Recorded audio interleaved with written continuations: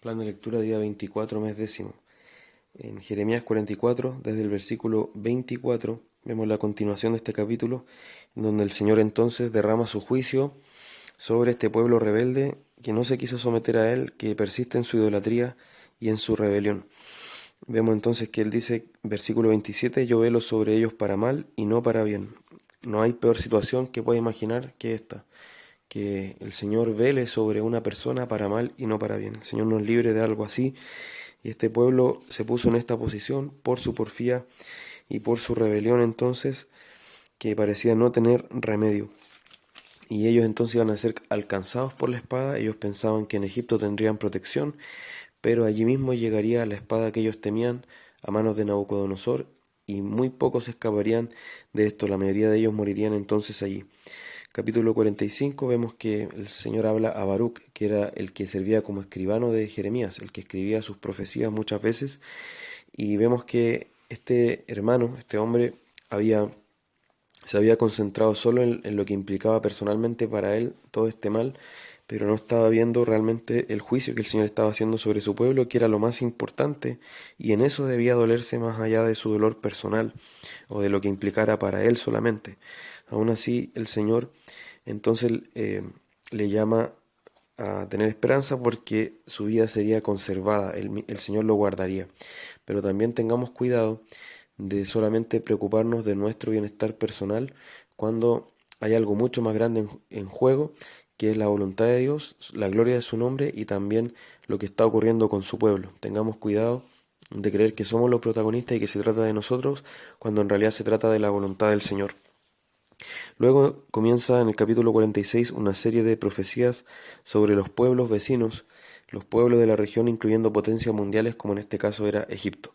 Y Egipto, a pesar de toda su gloria y de toda su pompa y toda la exaltación en la que estuvo terrenalmente, en algún momento su abundancia de bienes y sus ejércitos, sus caballos y el lujo también de sus nobles y de sus faraones, realmente sería derribado también por el Señor, y el Señor humillaría a esta nación, y eso también sería un juicio, un nuevo juicio, tal como el que hizo en el periodo del Éxodo, contra los dioses y la idolatría de este pueblo, que por supuesto los dioses eran falsos.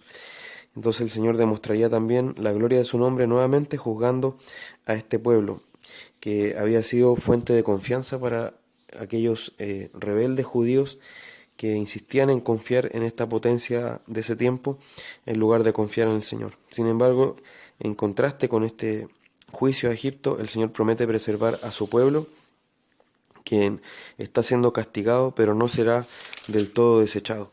Y luego en el capítulo 47 tenemos la profecía sobre los filisteos, quienes también fueron enemigos históricos de los judíos, pero que también serían, en este caso, humillados y derrotados. Con esto vemos, con estas profecías y las que siguen, la soberanía completa de Dios sobre las naciones. Él es rey y Él juzga, y en el debido tiempo manifiesta ese juicio sobre aquellas naciones que se rebelan contra su voluntad, que persisten en su idolatría y se niegan a someterse a su señorío.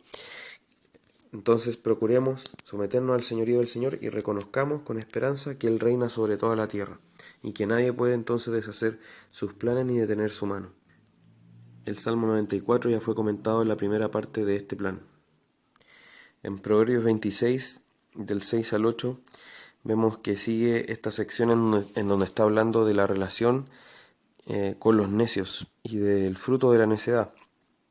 Entonces vemos que, por ejemplo, emplear a un necio o dar honra a un necio terminan en ruina y en momentos muy desagradables y en daño también a uno mismo.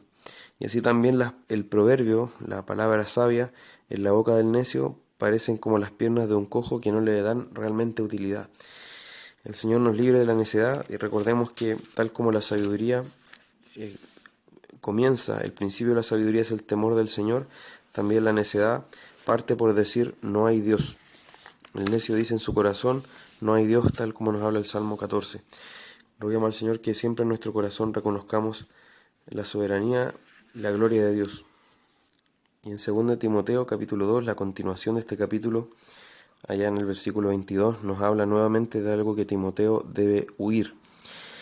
Recordemos que en esta sección el apóstol ha estado llamando a Timoteo a buscar, a procurar ciertas cosas, mientras que le llama a huir de otras. En este caso, huir de las pasiones juveniles. Timoteo era un pastor joven, entonces estaba llamado a huir de estas cosas que asedian con mayor frecuencia a los jóvenes.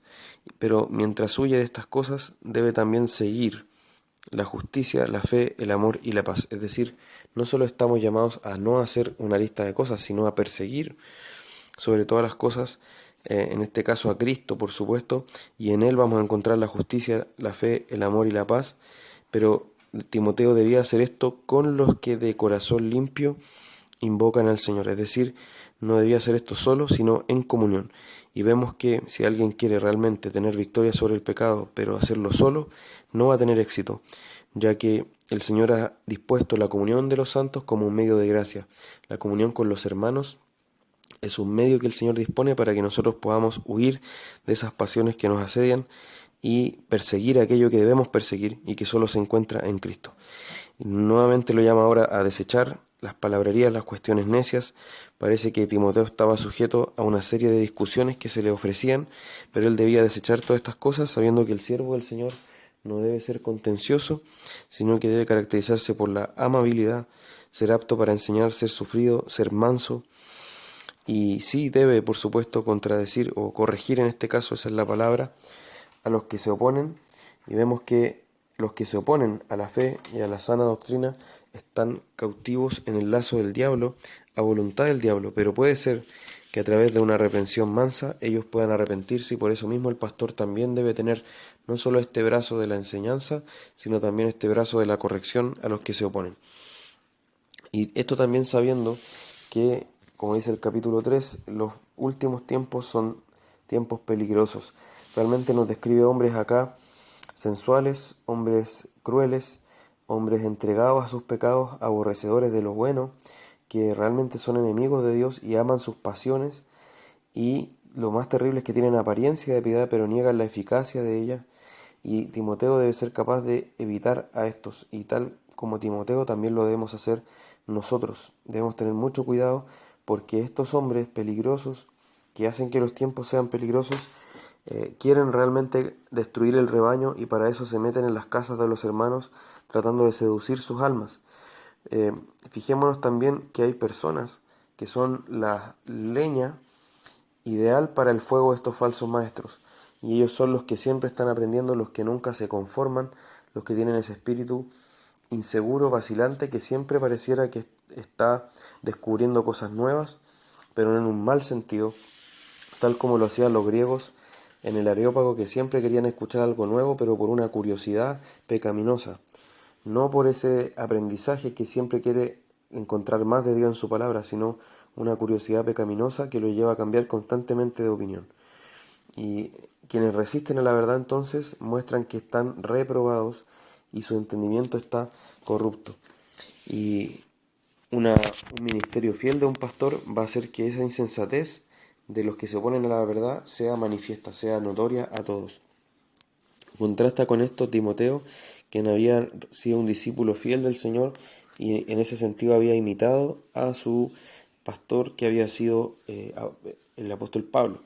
Me refiero acá a pastor no tanto en el sentido de quien ocupa quien hace esa función en una iglesia local, sino el pastor de su alma, quien lo había mentoreado, quien lo había llevado a los pies del Señor. Y vemos que también Timoteo debía estar consciente de algo muy importante, y nosotros debemos siempre recordar esto, que todos los que quieren vivir piadosamente en Cristo Jesús padecerán persecución. Y esto no debemos verlo como algo que nos victimice y que nos lleve a aceptarlo como una condena a regañadientes, sino como un privilegio de padecer por la causa de Cristo, sabiendo que nuestro Señor sufrió primero. Pero los malos hombres, a pesar de que ahora no enfrenten esa persecución, irán de mal en peor, engañando y siendo engañados. Y termina entonces con una exhortación a Timoteo a persistir en lo que ha aprendido, y también nosotros tomemos esta exhortación como propia, sabiendo que las Sagradas Escrituras han sido inspiradas por el Señor. Este es uno de los pasajes más claros que nos hablan de la inspiración de la Escritura, y además de la suficiencia de ella, de la utilidad que tiene para que el hombre de Dios sea perfecto y enteramente preparado para toda buena obra. Y es útil realmente es lo único útil, es la única palabra viva y eficaz, como nos dice Hebreos 4, que puede traspasarnos, pero no para matarnos, sino para regenerarnos, para corregir lo que está torcido en nosotros. Confiemos en esta palabra, tengámosla en la más alta estima y entreguémonos a creer en ella y obedecerla. El Señor los bendiga.